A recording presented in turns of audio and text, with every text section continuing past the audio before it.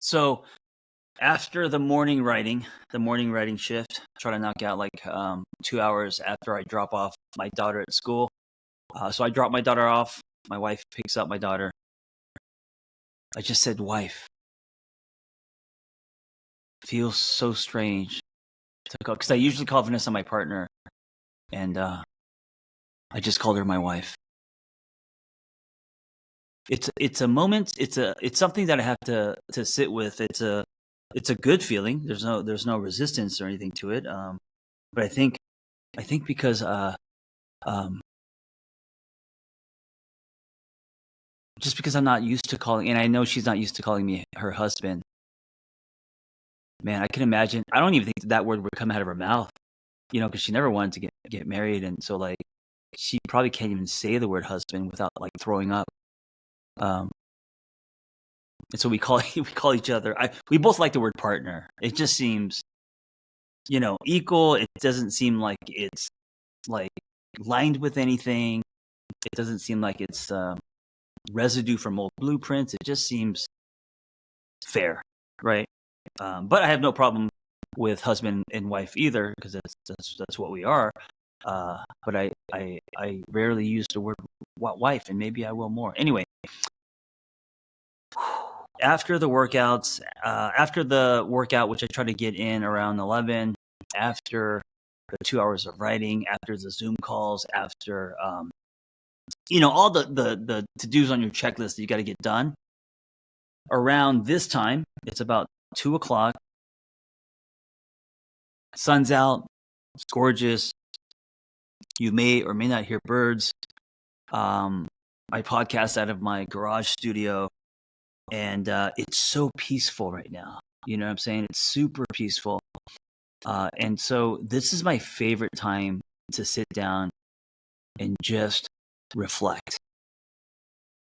I don't like even talking to a guest right now. I just like to sit, reflect. Today I'm going to talk about some of the things that I'm struggling with, and some of the things that I wrote. They're hard for me to even talk about because they're so personal. So I'm going to get into that, but I just love this time. I just love this time, and I think it's important that, at least it is for me, because I used to force myself to do things in spaces and in times that didn't feel right, and it always felt like I was swimming upriver. But these days, and I don't know if it's because I have a home or because I'm 51. I don't know what it is, but I'm more picky. I'm more picky about the environment, the space, who I'm around. Like I need I need my candles lit. You know what I'm saying? I need some music. I need to feel it. And this is the magic hour for me around 2 o'clock in the afternoon, after the daily sweat, after all the emails and all this shit, answering people and Zoom calls, all the business. So I went out and got myself an espresso. And this is a fancy espresso. You know it's a fancy espresso because it comes in a 2-inch cup, right? And this reminds me of Italy because in Italy they give you a cup of soda water to clean your palate, which I'm going to take a sip of, and then they give you a shot of espresso.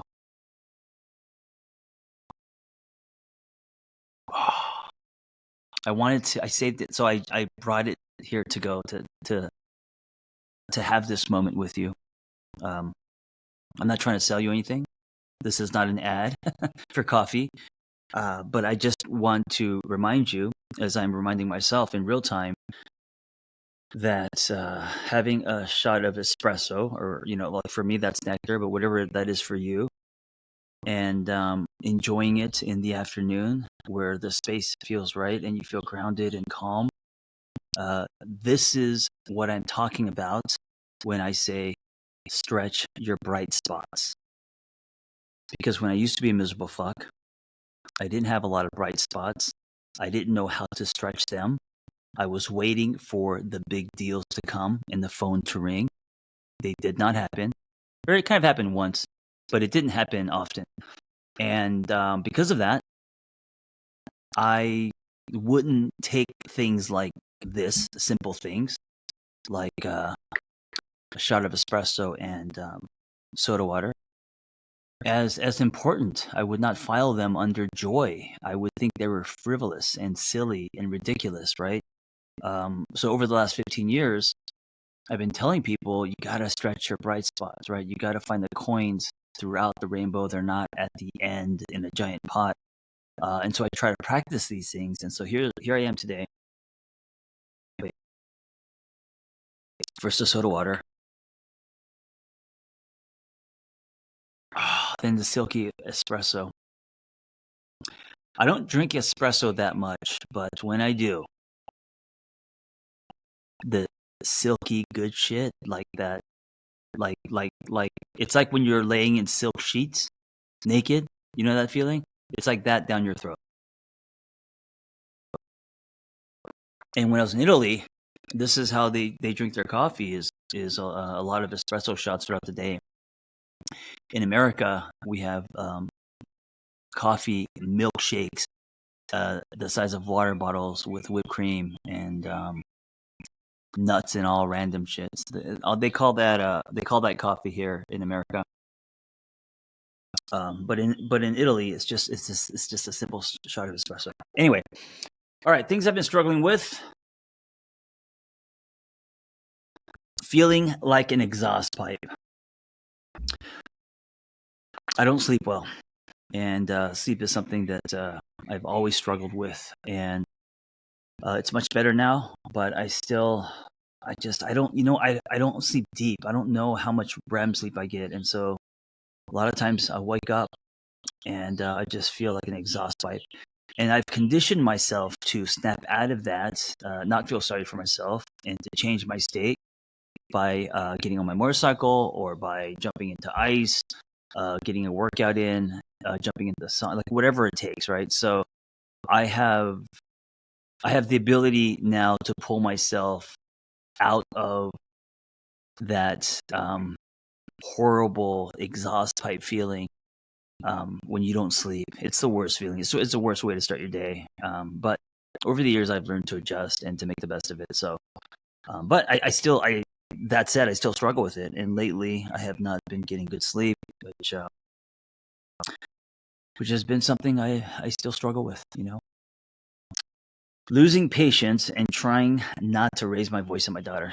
You know what I noticed? So my partner's away. She's in the south of France for a week, and this is good for me. I love spending time with my daughter alone because she's so attached to mom. I think it's just good for my daughter and I to be forced to be alone and hang out.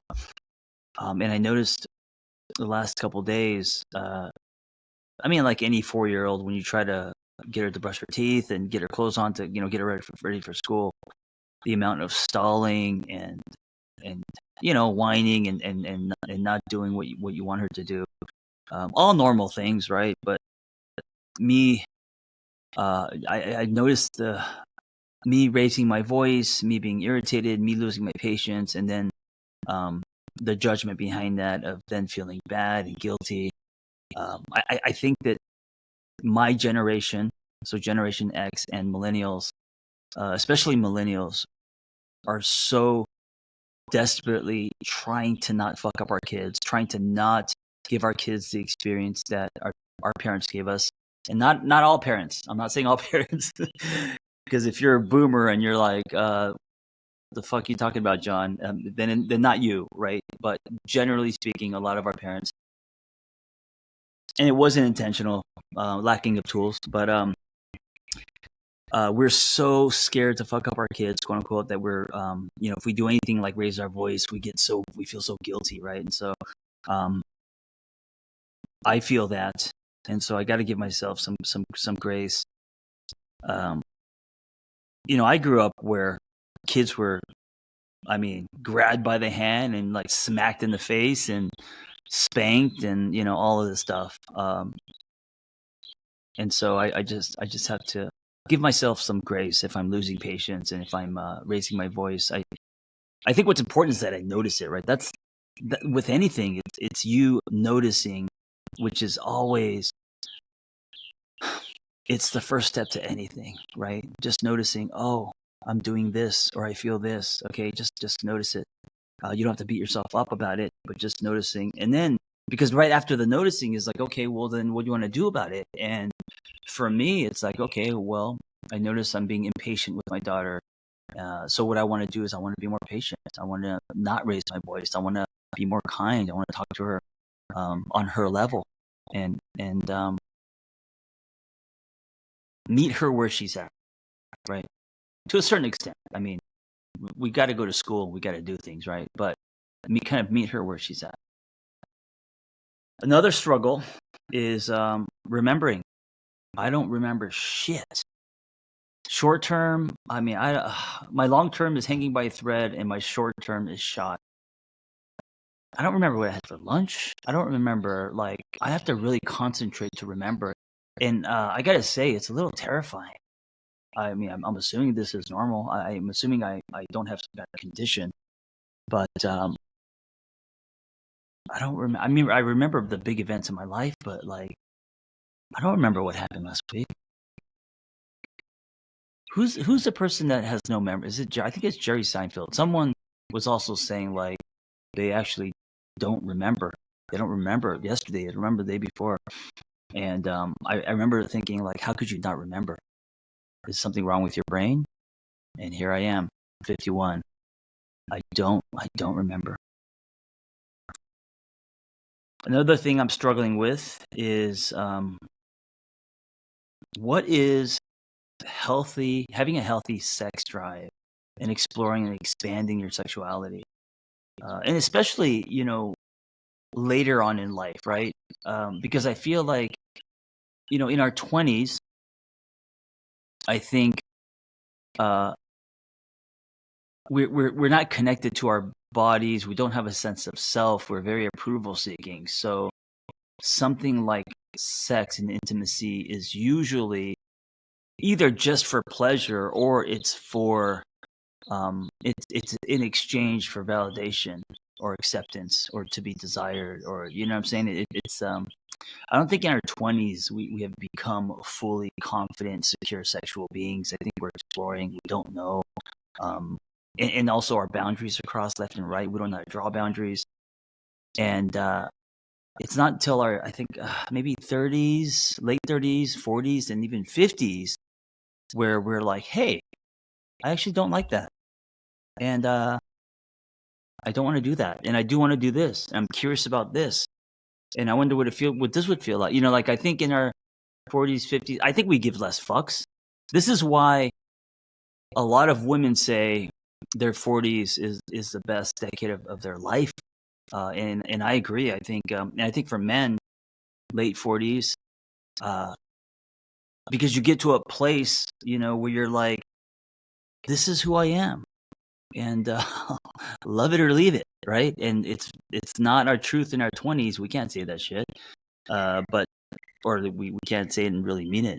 In our 40s, we can, and I think that's the beginning of building an authentic relationship with you. And I think it's also the beginning of exploring your sexuality and what you like, what you don't like, how you want to be touched, all of this stuff, right? Anyway, one of my struggles is what is a healthy sex drive, and what is impulsivity? What is addiction? I don't know. I mean, my definition. I mean, I think we all have addictions to a certain extent, but I think my definition of like a true addiction is if your vice, whatever that may be, it could be exercise, it could be working, it could be sex, it could be donuts, whatever that is. It's uncontrollable, right? The behavior that is generated from you getting your or you I don't know, getting your dopamine or your shot, or you whatever your vice is. The behavior isn't something that you want, isn't good for you. It's not something that you are proud of. So what manifests is behavior that disconnects you with you, doesn't connect you with you. So I think if that's what's happening consistently, then it may be an active addiction, right? It's not manageable. It's not controllable. It's um, ruining your relationship with yourself and most likely with others as well. Anyway, motivation to work out. This is another thing I'm struggling with. And I think I know why. I just recently did the CrossFit Open, which I've been doing almost every year, just kind of for fun, you know. Um, and I got in. I did decent, where I made it to. I qualified for the next level. I forget what it's called. And then after that, I made it to the semifinals, and it was stressful, and it was terrifying. And then there's pressure on yourself. You put pressure on yourself as you get closer to the games, to do better. And then you replay workouts that you didn't do well on, or you could have gotten an extra rep here, or you could have shaved some time. So I think just the energy of that whole thing has made me just kind of lose motivation. Like I need to step back from going so hard in my workouts, because I just recently did that for the Open. And so it's like, you do an Ironman, you train, you do an Ironman, and then when you're done with the Ironman or whatever competition, you take a little break, right? You don't then the next day go back to training super hard. So I think that's what's happening for me, where I'm still getting into the gym, but I'm not as motivated, you know. So what? And let me ask you. So what's the solution? And I think the solution is one, because other people may relate to this, and it doesn't have to be CrossFit. It could be anything. You could be doing yoga. You could be doing jujitsu, and then you compete, and then after that whole process, you're just kind of burnt out and you're unmotivated. I think a reset is required, and a reset can mean doing something different for a little bit, just to switch it up, or it can mean just taking a step back and putting different weight on when you go in and train or do classes, right? So instead of going super hard, maybe now it's about, for a little while, working on technique, or maybe it's about just I'm just gonna lift weights and I'm not gonna do cardio stuff, or just playing in that space where it's not the same thing and the same focus and all the weight is on the same thing, you know. Another thing I've been struggling with is writing something good. Now, I know good is subjective. I don't even like the word good as a writer. I like the word honest.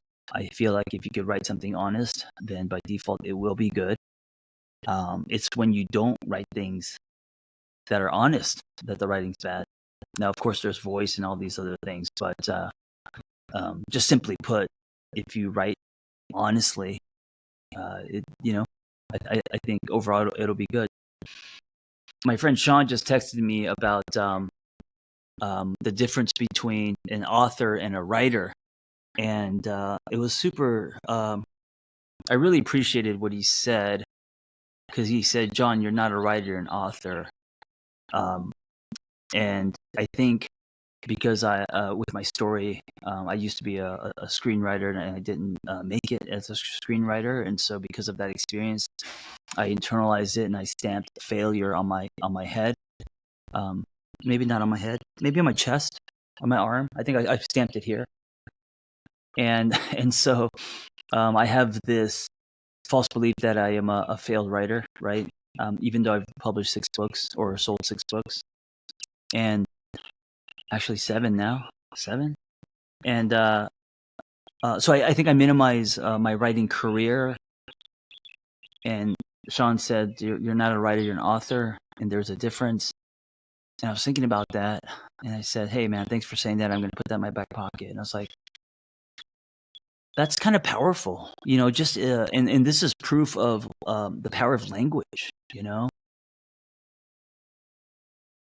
I'm having the same feeling now as when I started this episode, and I used the word wife, because I haven't used the word wife in so long. And with the word wife, of course, comes a little bit of a stain because of my story and divorce and all that stuff. Um, and with writer, there's a little bit of a residue and stain from my old days of being a screenwriter. But when he said you're not a writer, you're an author, that was interesting because I don't see screenwriters as authors. You know what I'm saying? So when you're an author, you're writing books. And also you could be a writer, but an author means that you're a professional writer. It means that you are being paid to write. So when he called me an author, I sat with it a little bit, and I was like, oh, that's really helpful. And so I think the homework for me is to call myself an author, instead of a writer. Writing is what I do, and author is what I am. That's my career. I'm using this also as an example of how something so simple, such a tweak in words can really empower you or change the way that you look at something.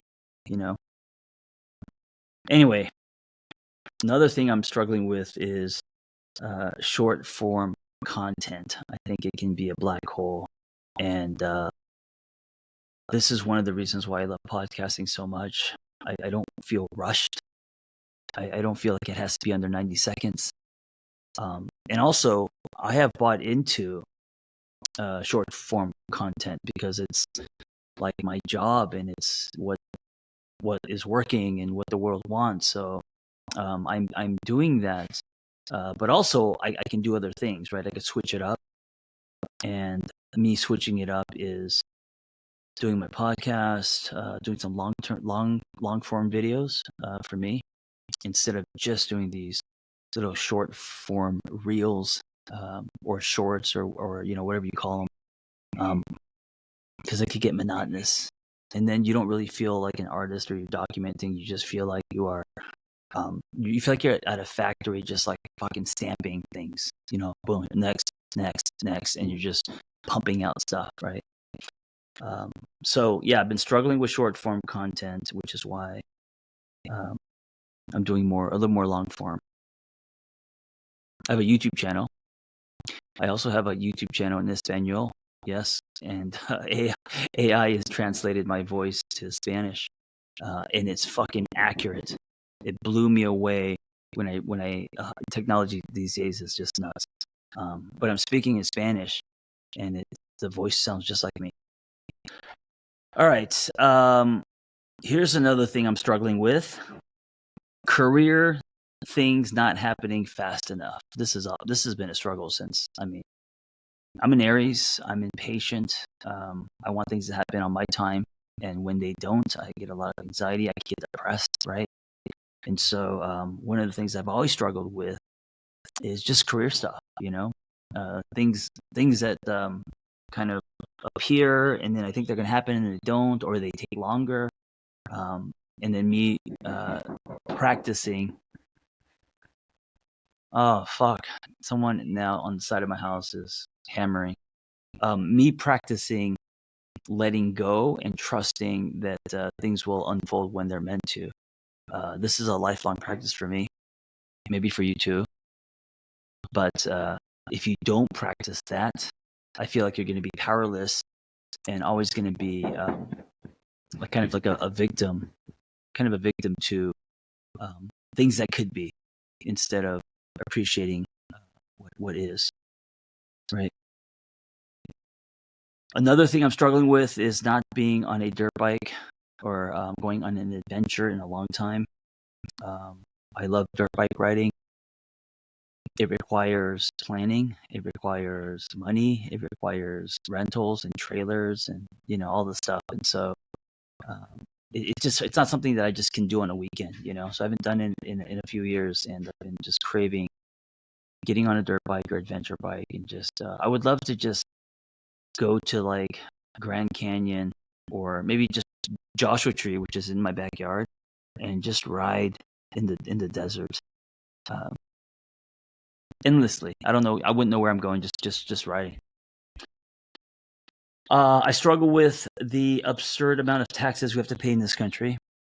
I, like many of you, get hit with taxes every year because I'm my own business, and I forget how much I have to pay, and then I'm like, holy shit, and I wasn't prepared for this. So the amount of taxes is something I struggle with. It's made me contemplate, like, should we try another country? Because you see all this shit on social media of how, like, um, people are living really cheap in other places like Portugal and Bali and all these. And of course, if you actually executed that, it doesn't come with its own problems, I'm sure. But made me very curious. Inflation and taxes is just nuts these days. Another thing I'm struggling with is missing a stick shift. In the 90s, it's what I loved. I've always had a stick shift car. They don't really make them anymore. There's only a few companies that make a stick shift, and so I really miss, taking a corner, downshifting, and taking a turn, at 70 or whatever, and just feeling the revving of the engine and having a manual. I think part of the driving experience is that, and so now I think the technology is almost too advanced, where driving a car almost feels like a tram, like you're on a tram instead of actual driving. So I struggle with missing a station. All right, a couple more. A bloated stomach, because I, like everyone else, I'm sure that I'm in denial, but I'm sure I have gluten problems and all sorts of problems. So I eat things like pizza, and then I have to be horizontal, not because I'm horny, but because my stomach is bloated, and I feel like Demi Moore on the Vanity Fair cover. Am I dating myself? People are like, John, what are you talking about? Who's Demi Moore? She's an actress who I think she was the first to, like, be pregnant and be naked and pregnant on the Vanity Fair cover in the 90s, and that's what I feel like when I have too much carbs. Two more things I'm struggling with these days: monotony. Too much routine structure where you're doing the same thing every day, to me, starts to gray me out, and I feel very I could get depressed, and so I always have to switch shit up, right?